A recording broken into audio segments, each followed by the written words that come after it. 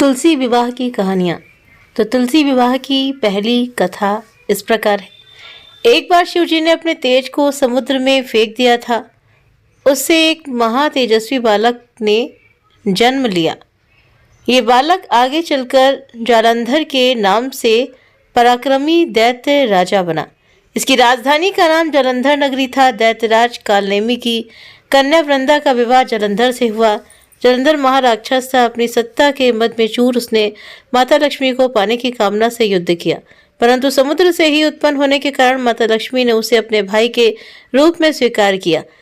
वहां से पराजित होकर वो देवी पार्वती को पाने की लालसा से कैलाश पर्वत पर गया। भगवान देवादिदेव शिव का ही रूप धरकर माता पार्वती के समीप गया, परंतु माँ ने अपने योग बल से उसे तुरंत पहचान लिया तथा वहां से अंतर ध्यान हो गई। देवी पार्वती ने कुद्र होकर सारा वृत्तांत भगवान विष्णु को सुनाया। जालंधर की पत्नी वृंदा अत्यंत पतिव्रता स्त्री थी। उसी के पतिव्रत धर्म की शक्ति से जालंधर न तो मारा जाता था और न ही पराजित होता था। इसीलिए जालंधर का नाश करने के लिए वृंदा के पतिव्रत धर्म को भंग करना बहुत आवश्यक था। इसी कारण भगवान विष्णु ऋषि का वेश धारण कर वन में जा पहुंचे, जहाँ वृंदा अकेली भ्रमण कर रही थी। भगवान के साथ दो मायावी राक्षस भी थे, जिन्हें देखकर वृंदा भयभीत हो गई। ऋषि ने वृंदा के सामने पल भर में दोनों को भस्म कर दिया। उनकी शक्ति देखकर वृंदा ने कैलाश पर्वत पर महादेव के साथ युद्ध कर रहे अपने पति जालंधर के बारे में पूछा। ऋषि ने अपने माया जाल से दो वानर प्रकट किए। एक वानर के हाथ में जालंधर का सिर था तथा दूसरे के हाथ में धड़।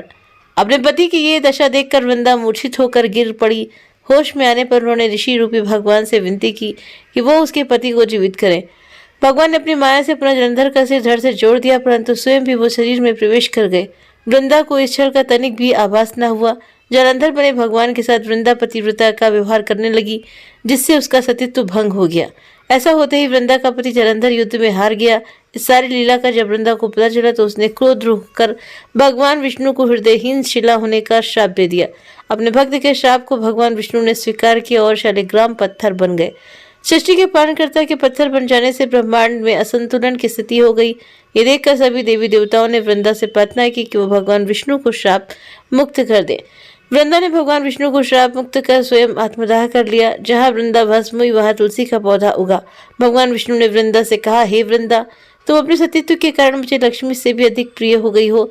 अब तुम तुलसी के रूप में सदा मेरे साथ रहोगी।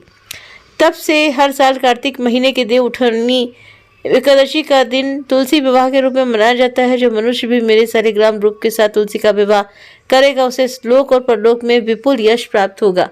उसी दैत्य जालंधर की ये भूमि जालंधर नाम से विख्यात है। सती वृंदा का मंदिर मोहल्ला कोट किशनचंद में स्थित है। कहते हैं इस स्थान पर एक प्राचीन गुफा भी थी जो सीधी हरिद्वार तक जाती थी।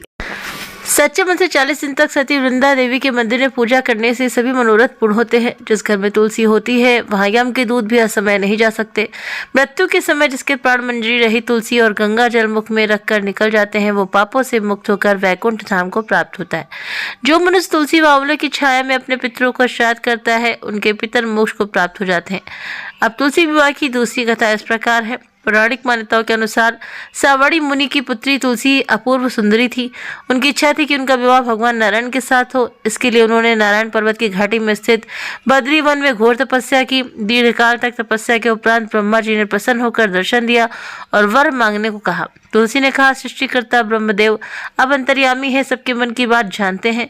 फिर भी मैं अपनी इच्छा बताती हूँ। मैं चाहती हूँ कि भगवान श्री नारायण मुझे पति रूप में मिले। तो ब्रह्मा ने कहा, तुम्हारा अभीष्ट तुम्हें अवश्य मिलेगा। अपने पूर्व जन्म में किसी अपराध के कारण तुम्हें श्राप मिला है। इसी प्रकार भगवान श्री नारायण के एक पार्षद को भी दानव कुल में जन्म लेने का श्राप मिला है। दानव कुल में जन्म लेने के बाद भी उसमें नारायण का अंश विद्यमान रहेगा। इसीलिए इस जन्म में पूर्व जन्म के पाप के शमन के लिए संपूर्ण नारायण तो नहीं, नारायण के अंश से युक्त दानव कुल जन्मे उस शापग्रस्त पार्षद से तुम्हारा विवाह होगा। शाप मुक्त होने पर भगवान श्री नारायण सदा सर्वदा के लिए तुम्हारे पति हो जाएंगे। तुलसी ने ब्रह्मा के इस वर को स्वीकार किया, क्योंकि मानव कुल में जन्म के कारण उसे मायावी भोग तो भोगना ही था। तुलसी बद्री वन में ही रहने लगी। नारायण का वो पार्षद दानव कुल में शंखचूर्ण के नाम से पैदा हुआ था। कुछ दिनों के बाद वो भ्रमण करता हुआ बद्री वन में आया। यहाँ तुलसी को देखते ही वह उस पर मुग्ध मुग्ध हो गया।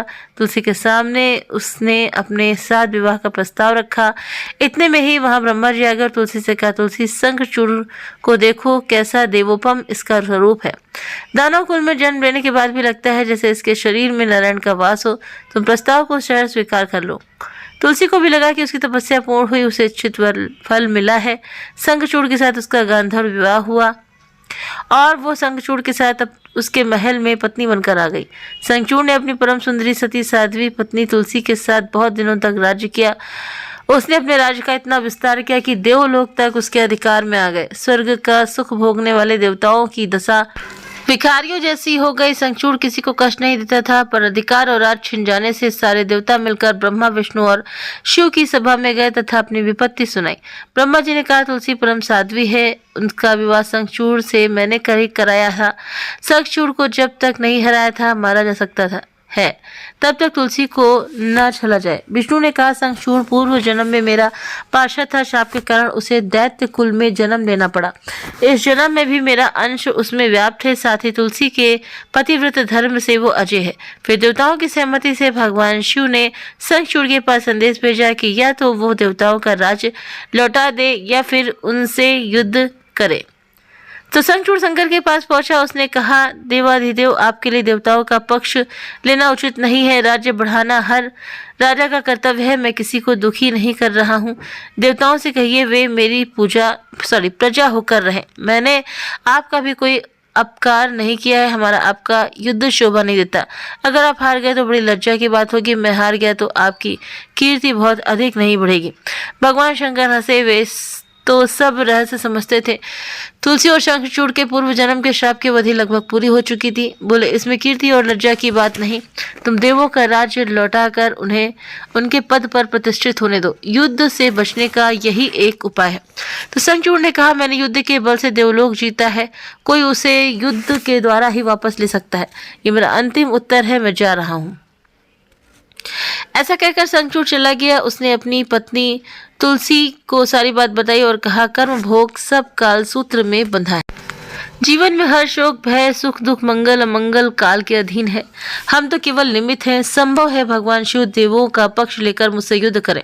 तुम चिंता मत करना, तुम्हारा सती तेज मेरी रक्षा करेगा। दूसरे दिन भगवान शंकर के नेतृत्व में देवताओं ने युद्ध छेड़ दिया। शंखचूड़ ने भीषण बाणों की वर्षा कर उनका वेग रोका। उनके प्रहार से देवता डगमगाने लगे। उसने दानवी शक्ति का प्रयोग कर मायावी युद्ध आरंभ किया। युद्ध स्थल पर वो किसी को दिखाई नहीं देता था, पर उसने अस्त्र शस्त्र प्रहार कर देवों को घायल कर रहे थे। देवगण अपने अस्त्र चलाएं तो किस पर चलाएं, क्योंकि कोई शत्रु सामने था ही नहीं। कई दिनों तक इस तरह भयंकर युद्ध चला। शंखचूड़ पराजित नहीं हुआ। तब शिव ने विष्णु से कहा, विष्णु कुछ उपाय करो, अन्यथा मेरा तो सारा यश मिट्टी में मिल जाएगा। विष्णु ने सोचा, बल से तो शंखचूड़ को हराया नहीं जा सकता, इसीलिए छल का सहारा लेना होगा। उन्होंने तुरंत अपना स्वरूप शंखचूड़ जैसा बनाया और अस्त्र शस्त्र से सज्जित हो तुलसी के पास आए। बोले, प्रिय, मैं युद्ध जीत गया। सारे देवता भगवान शंकर समेत हार गए। इस खुशी में आओ मैं तुम्हें अंग से लगा लूं। पति को प्रत्यक्ष खड़ा देख तथा विजय का समाचार सुन वो दौड़कर मायावी शंखचूड़ के गले से लिपट गई। इस प्रकार पति पत्नी दोनों ने आलिंगन ही खूब की और खूब खुशी मनाई। पर पुरुष के साथ इस प्रकार के व्यवहार से उसका सती तेज नष्ट हो गया। उसका सती तेज जो शंखचूड़ की कवच के रूप में रक्षा कर रहा था, वो कवच नष्ट हो गया। शंखचूड़ शक्तिहीन हो गया। ये जानते ही भगवान शंकर ने अपने त्रिशूल से प्रहार किया। त्रिशूल के लगते ही शंखचूड़ जलकर भस्म हो गया। शंखचूड़ के मरने को जानकर विष्णु अपने असली स्वरूप में आ गए। सामने अपने पति शंखचूड़ के स्थान पर भगवान विष्णु को खड़ा देख तुलसी बहुत विस्मित हुई। उसको पता लग गया कि स्वयं नारायण ने उनके साथ छल किया है।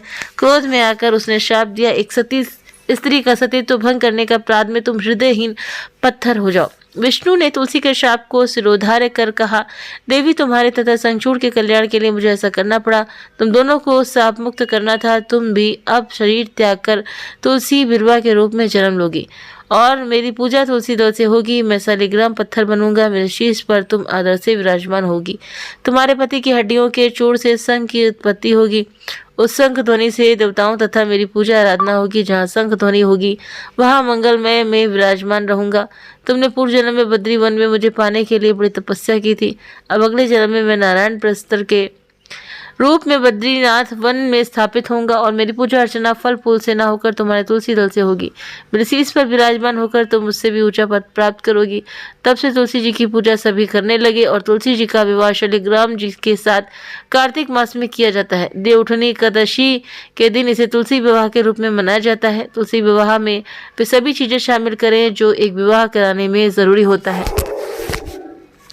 जिस तरह के विवाह में लाल चुनरी का होना आवश्यक माना जाता है, उसी तरह से तुलसी विवाह में लाल चुनरी का प्रयोग होना चाहिए। तुलसी विवाह में सुहाग की सारी सामग्री के साथ लाल चुनरी जरूर चढ़ाएं। तुलसी विवाह के दौरान भगवान शालिग्राम को माता तुलसी के पास रखें और पूजा के दौरान इस बात का ध्यान जरूर रखें कि उन पर चावल न चढ़ाएं, बल्कि इसकी जगह तिल को अर्पित करें।